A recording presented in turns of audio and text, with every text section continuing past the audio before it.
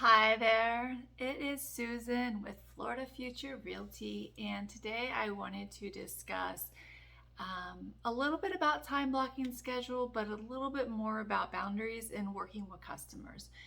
As especially newer agents, I see a lot of like not knowing how to control your time and set up expectations when working with customers. So I want to take a few minutes and just kind of give you some tips and tricks of the trade, so to speak, and hopefully this will help you with your business.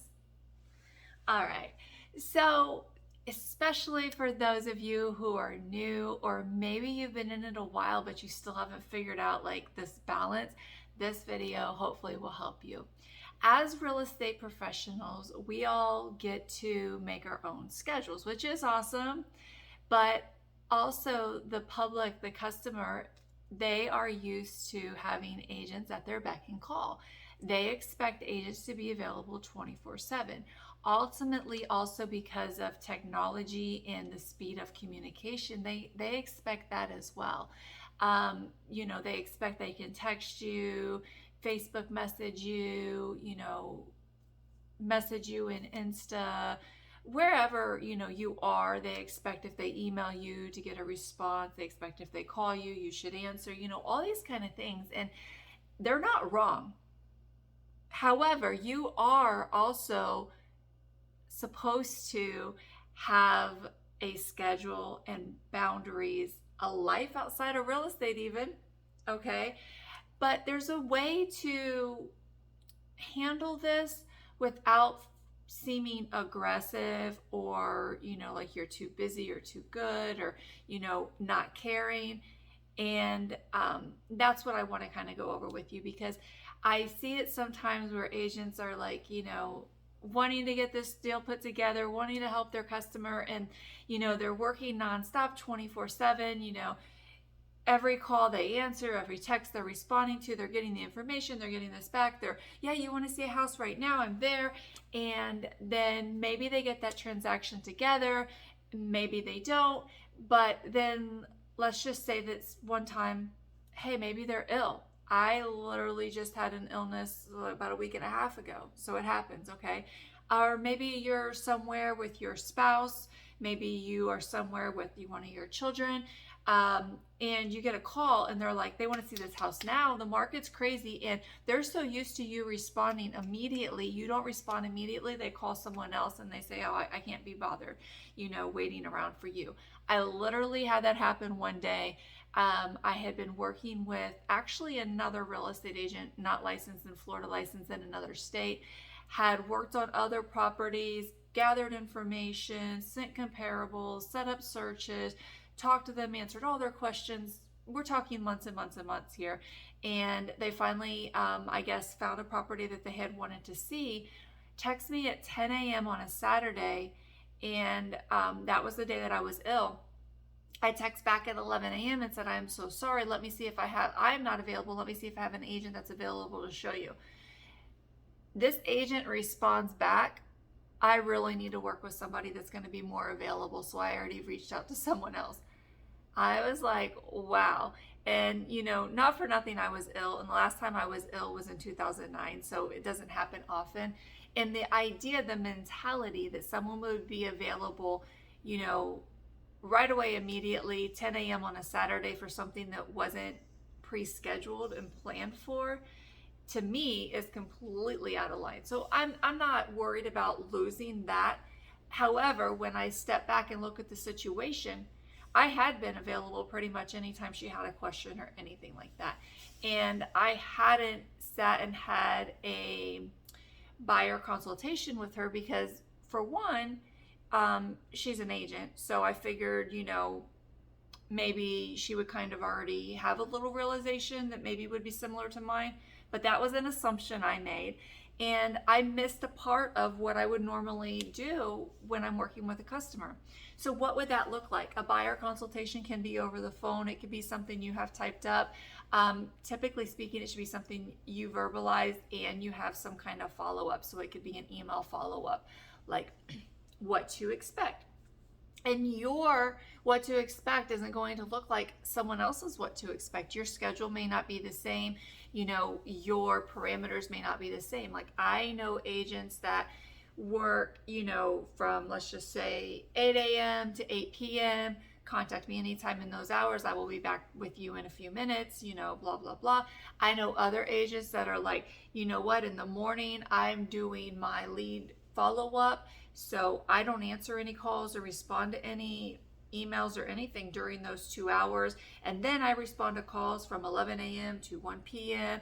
And then from 1 p.m. to 5 p.m., I'm out showing properties. I'm on appointments.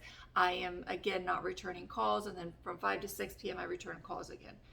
And you might be like, well, that's crazy. You can't do business like that. You can. You can do business any way you want to do business. But the thing that you cannot forget to do is to convey that to people up front. So that if you start working with the customers and you say, hey, listen, Sunday is my family day off. I do not respond to anything on a Sunday. Just to let you know, they will honor and respect that. And if somebody doesn't, then you're not going to want to work with them anyways. Let them go. Find someone who does work on Sundays. Your day off, you might have one day off, 2 days off, whatever. It might be Wednesday and Thursday. You might do half days. There might be a couple days a week that you're like, you know what, I'm taking these 4 hours for myself or my family, or, something spiritually, or your health, or whatever it is. And those are times that you cannot be reached. Now, you don't have to convey every single thing about what you're doing with your potential customers or other agents you're working with. Like, it's up to you what you want to share. Like, for instance, if I go to the gym for an hour or whatever, like, I don't necessarily have to say that's what I'm doing, but usually I do, because I feel like whatever, it's not a big deal. Now, maybe if you're going to the doctor's appointment, or you have like some kind of other like personal issue, you might not want to say. But just saying you're not available during those hours, you have another appointment, or you're unavailable, you do not need to give the details. But if it's something that is in your schedule and it's going to be, a weekly, this is when I'm available, when I'm not available, you need to convey that. Because what happens is you try to over accommodate and, be there for everything. And then eventually you like, oh my God, I'm getting overwhelmed and this is really hard. And these people are taking advantage now. And really they're not. They're just treating you how you've asked to be treated. So if you have answered every call, every text, everything, and never said anything different to them, they're going to continue to behave that way. And there's nothing wrong with them sending an email or sending a text or calling you, even if they know you're not available, as long as they're understanding that you're not available during that time period, but you will return their call or their message within a different time period. You can't be mad at them for that. Like, sometimes I send emails out in the middle of the night, or late at night, and I'm not expecting a response at midnight. It's just that I thought of something, or I finally got the quiet time to do something, but I'm not expecting a return, response right away.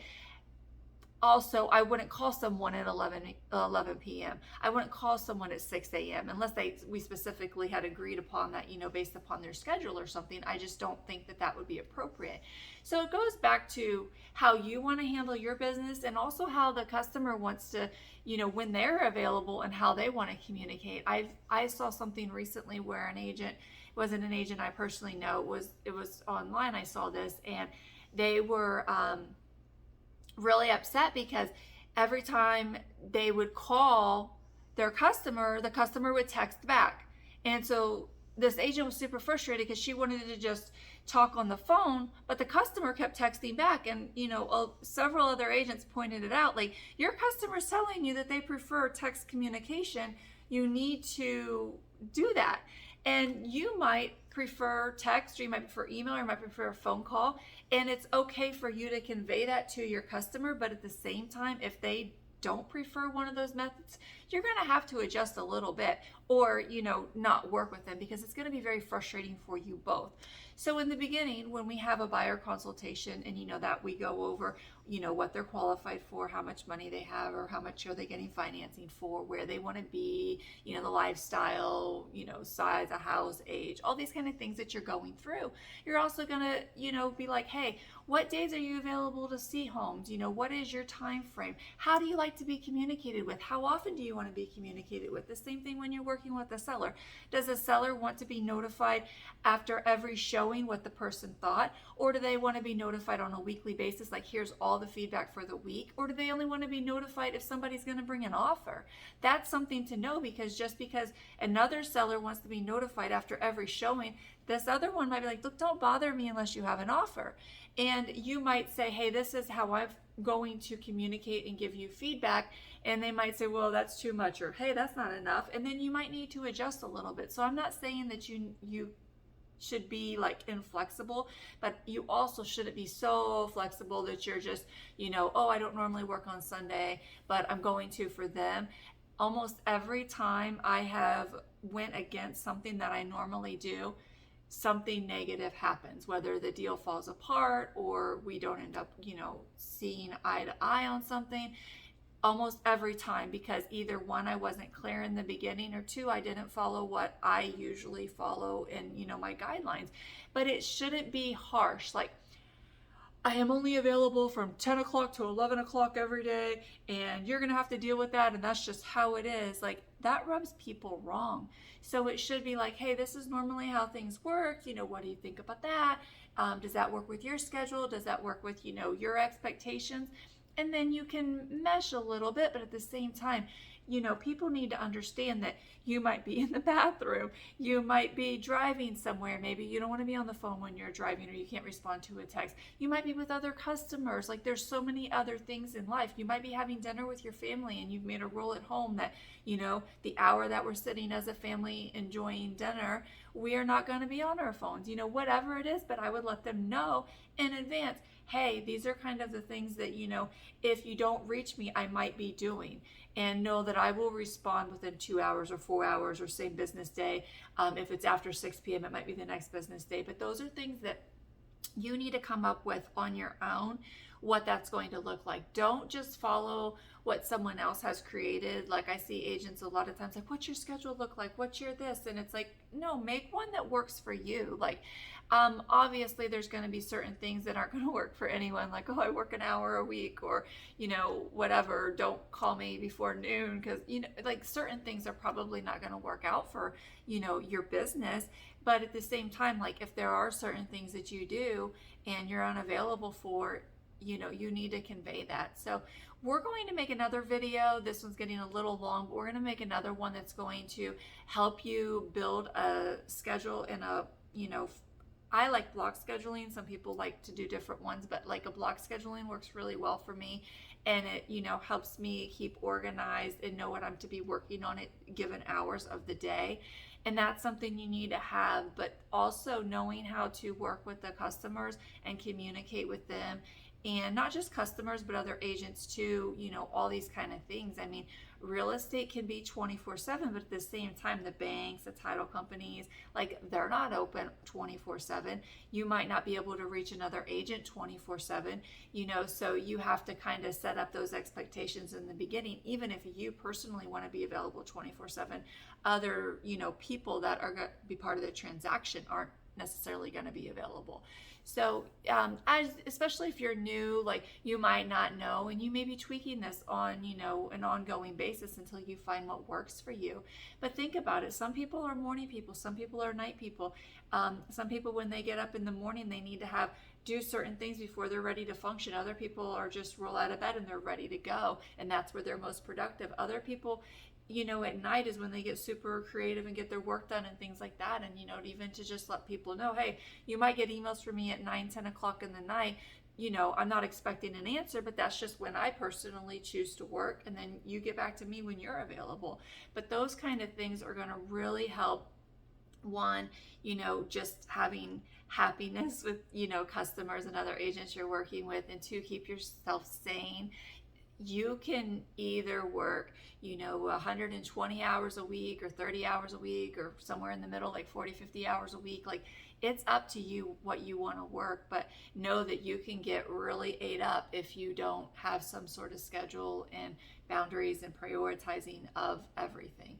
And then if you're not working enough, then you're not going to have any business, and that's going to be really bad too. So figure out what's going to work for you. If you're, for instance, transitioning from another full-time job into, you're doing this part-time until it can be full-time, your schedule may look way different than someone who's in this completely full-time, and that's okay. And your broker or manager can help you with these too, but it's ultimately your business and up to you to make a business that's going to, work with your lifestyle and the life that you want to have. So I hope this has been helpful. I know that we got a little long here, but I think that it's all really good information and that you can work with to build your business around your own schedule.